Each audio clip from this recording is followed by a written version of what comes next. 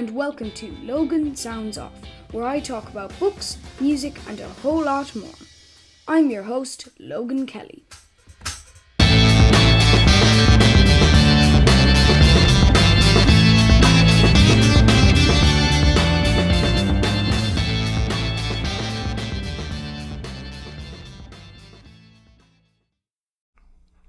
Well, hello and welcome to Logan Sounds Off. Could you tell us a little bit about yourself, William?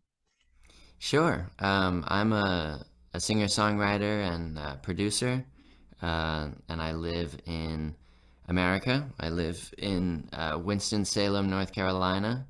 Um, and yeah, I'm a touring musician, and I'm a huge Beatles fan, and yeah, uh, just all-around music lover, I guess you could say. So, when did you get into music? When I was about, well, I mean, I grew up around music. My uncle lived in Nashville for a long time, and he was a songwriter.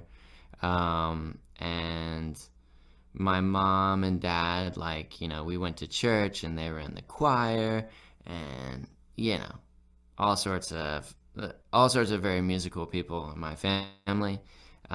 But when I was about 8 years old, I got a guitar for Christmas, and I was watching videos of the Beatles, and I was watching videos of John Mayer, and I said I want to do that, and so I gave it a go. So I've been playing guitar since I was 8, and writing songs since about the sixth grade, which I guess you're, I don't know, 11 years old then. Yeah. So yeah.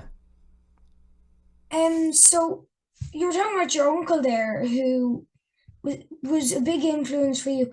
But other than that, who were your influence? Like you spoke about the Beatles, but were there any others? Definitely, yeah. I'm a big fan of John Mayer. When I got to high school, I there was this band that was brand new band in my eyes, I guess. Uh, but they called the 1975. They're out of Oh yeah, yeah, Manchester. yeah. And I love that band, even to this day. So I would say those are my top three, but also, I love Ben Folds. Ben Folds is from where I'm from here in Winston. I love Hall and Oates. I love whenever I started playing guitar when I was in elementary school and middle school, I listened to a lot of classic rock, Led Zeppelin, AC/DC, Guns N' Roses, um, and but I mean Billy Joel and Huey Lewis and the News and um, Casey Musgraves. I love Casey Musgraves. Uh, yeah, just a big eclectic mix.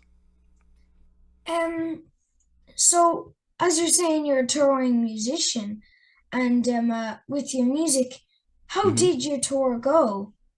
Oh yeah, I just got back from a 5 week tour out west. It was very tiring, as you can expect. Uh, you and I have spoken before a little bit Yeah, about things, and I was telling you before, on the West Coast, I mean, on the East Coast of the United States, uh, I mean, touring in general it's an arduous process. yeah. It's kind of difficult, um, just because you're never staying in the same place twice for the most part. You're sleeping on a couch or in a hotel or you know on the floor or somewhere But I something. tell you, you won't find touring around Ireland difficult. Literally, Yeah, from top to bottom, 6 hours. yeah. From See, across around 3 hours. You're that's fine. great. That's great. On the East Coast, you can do from here to like Richmond, Virginia. Is like 3 hours, 3.5 hours. From Richmond to Washington D.C.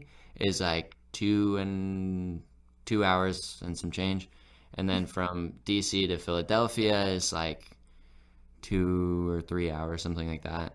And then from Philadelphia to New York, that's like 2 to 3 hours. and then New York to Boston is like 4 hours. So it's like it's all very compact on the East The Coast. Where long drive is what you're telling me. well, it's really not that long, is what I'm actually saying. Because on the West Coast, it's like 7 or 8 hours from Los Angeles to San Francisco, and then from San Francisco to Portland, it's like I don't even know. I mean, it's probably 8 hours from Portland to Seattle. I think is not that far, but it's still, you know. And then we went to Montana to visit my aunt and uncle, and we played in Montana, and we drove from Seattle to Montana, which is on paper a 10.5 hour drive, uh, and we knocked that out in a day. It took us about 13 hours with stops and everything. So Oh, yeah, it's a but it was very fun. The tour was very fun. I went to a lot of places I'd never been before. I'd never been to most of the places that we played. Most of them I'd never been to, and the people were really nice, and it's really cool to just get out there and travel. So yeah, it's wow, good. 13 hours to get from one place to another. Yep. In Ireland, there's no such thing as that. It's down the road. Yeah, exactly. Um, I can't wait to come to Ireland. can you tell us actually a little bit about your new album? In coming out, I think this autumn. Yeah, well, we got some more songs that are gonna come out. The whole record probably won't. But yeah, it's a lot of songs I wrote during quarantine. It's a lot of, we put out a record in October of 2020, and it was so a bunch of these songs were written before that album even came out. But also, I'm still working on songs for it. Every day I'm like, yeah, this is the final track listing, and then I'll write another one, and I'll be like, well, that one's really good too. We gotta add that one in. But yeah, I like it. It's a good little record, and I would say most of the subject matter, so to speak, is about doubt, and it's definitely about my job a lot. It's definitely about my job. Um, and yeah, it's just kind of I think we talked about this before, but I love records or albums because it's just sort of a time capsule of like the last 2 years of my life. And so when if I live to be 80 years old or whatever, I can look back and say, well, that's what life was like when I was 24 or 25. Um, but yeah, Um, and then you're saying there with all your different songs throughout quarantine and your track listing with this one, this one, this. Where do you get your ideas for your songs? well, everything really, man. I mean, I think that's the beautiful thing about music. And in a lot of ways, I think the Beatles sort of maybe they weren't the original ones to do this, but I think that they definitely popularized songs that weren't really about love. Like they started out with love songs. I want to hold your hand, she loves you, from me to you, all of those 8 days a week. But then they started getting more into, Eleanor Rigby. That's a song about loneliness. Or Taxman. That's about taxes. uh, and so really, I think that I get a lot of inspiration just from everything. So sometimes it's a love song, and sometimes it's I have a new song that's about TikTok and how it's destroying our brains. So um, I it, can just imagine that. I can just imagine Spotify immediately. William Hinson, TikTok, it's ruining our brains. exactly. And then with your music, do you play any instruments? Yeah, I do. I play guitar, and I play piano, and I play bass a little bit. I play ukulele, um, but yeah, and obviously I sing a bit. But I think with the cool thing about technology is if you can play piano, you can basically play any instrument. Yeah. instrument library. Uh, so yeah, on all the demos, I'll write out a drum part, or I'll play a little drum part on the keyboard, and then we'll go back and track them with real drums or whatever. But yeah, I've actually got a small question now. sure. And this is me just being a bit of a nerd. But this is my final question actually. What software do you like use for your music? Like I use BandLab, Ableton, and Mm, Cakewalk. And then mm. I've heard about Pro Tools, but that costs money. And then Logic, but that's Apple. So that narrowed that down pretty quickly as I'm a committed Windows user. But Oh what do wow. you use? I use Pro Tools. I'm pretty fluent in all of them. We use Ableton for our full band live show for tracks and sequences. Um, but in the studio, I went to school for record production, audio engineering. So when I was in school, the industry, well, and even still, basically, the industry standard, quote unquote, is Pro Tools. But I had been learning Pro Tools. I've been using Pro Tools since I was like 15. Um, and so, but in college, there was a time where a bunch of artists that I like were using Logic. And so I said, well, I'm gonna get a copy of Logic, and I'm gonna use Logic too. So I know how to use Logic.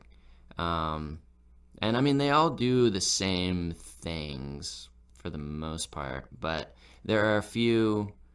Um, I will say I'm a big Pro Tools guy. I'm like an evangelist for Pro Tools. I love Pro Tools. I just had a Pro Tools session open just right before you called. Um, but uh, but yeah, I'm a big Pro Tools guy, and there are a couple of things about Pro Tools that the other ones don't have, that I use basically every day. So yeah, big Pro Well, Tools guy. that's cool. And my one thing is though that I wanted to ask you was with software mini question just added in here. Have you ever tried Cakewalk? I no, I don't think I have. Do you know what company makes that? Yes, I do. So basically, BandLab made this thing. It was very simple to be honest, BandLab.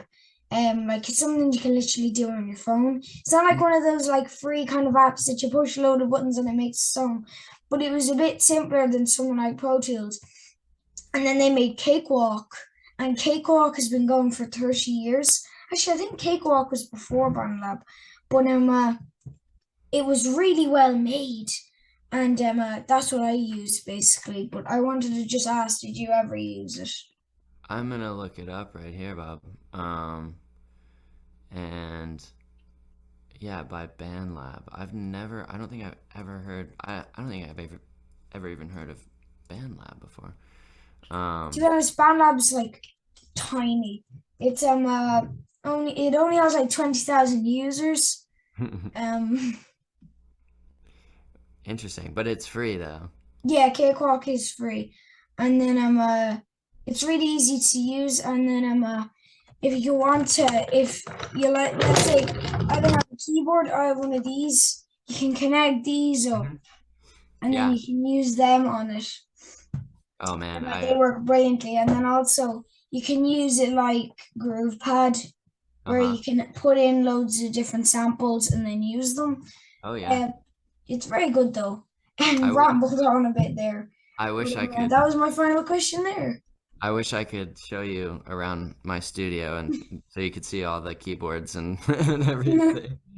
Um, but that's cool, man. That's really cool. I think it's really great that you're especially this early on. If I became uh proficient or adept at a DAW. I mean, I was working in so when I was in grade 7, probably grade 6 maybe. I started using a program called Audacity. Yeah, I've got Audacity. Yeah. Yeah.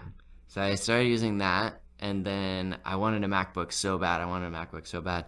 And so in the ninth grade, I was able to get a MacBook. And so I started using GarageBand.